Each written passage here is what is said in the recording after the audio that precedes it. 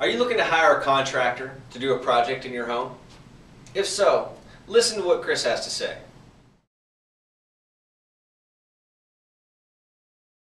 The first question that a lot of people need to ask themselves when they want to do a new improvement project on their home is, how much is it going to cost me? Some folks have an idea of how much it's going to cost, others have no idea. They just know that they want that new kitchen or they want that new bathroom. The type of materials you choose for a job could make all the difference in a job being cheap or very expensive for the same job.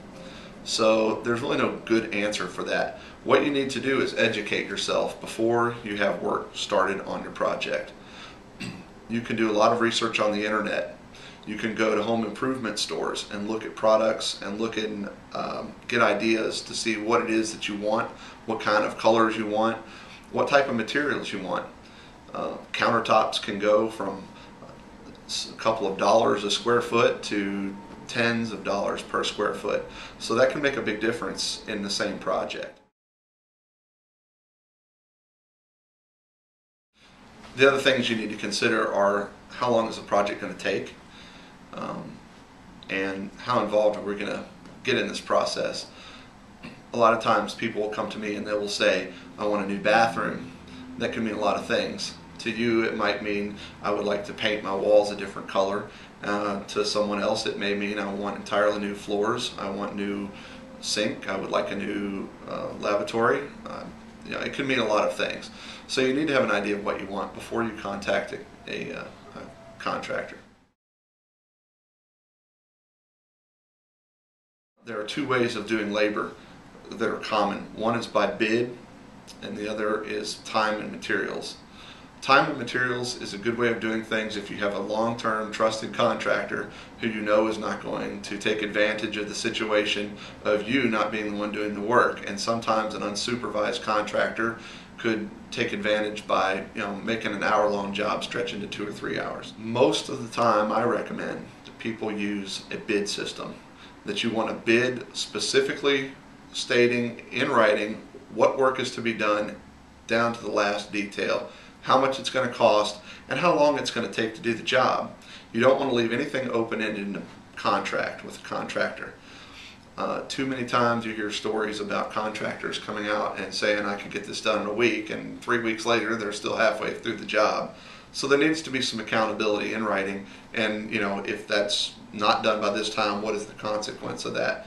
Generally it's a reduction in the pay that they receive for doing that job. There needs to be a good solid financial agreement as to how you're going to be paying that contractor. Most contractors need money up front to purchase materials, especially if you're hiring a small individual contractor instead of a large firm. Most of them don't have the kind of money to bankroll a project for your house. So they're going to want money up front in order to purchase materials. That's very common. When that happens, you need to have a specific number in writing and explain what that is going to be used for. Purchasing materials for this job at this location on this date and time. You want to make sure that your money is going to your house and not someone else who they're trying to pay to get their job done.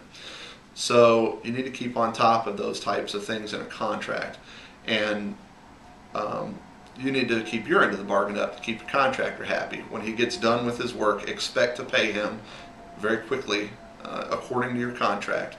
If he's going to be finished on Friday, he expects to be paid on Friday, as long as all the work is complete and to your satisfaction.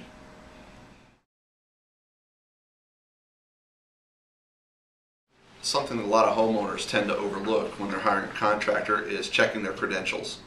A contractor who's reputable should not be afraid to show you a license if they're required to have a license. They shouldn't be afraid to show you proof of insurance, and that's both workman's comp insurance and liability. They need to have these things to get a license.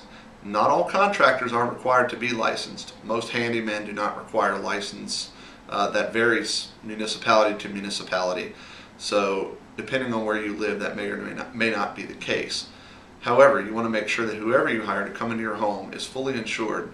If they have a helper who drops a hammer and breaks their foot and they're uninsured, you may be on the hook to pay that medical bill.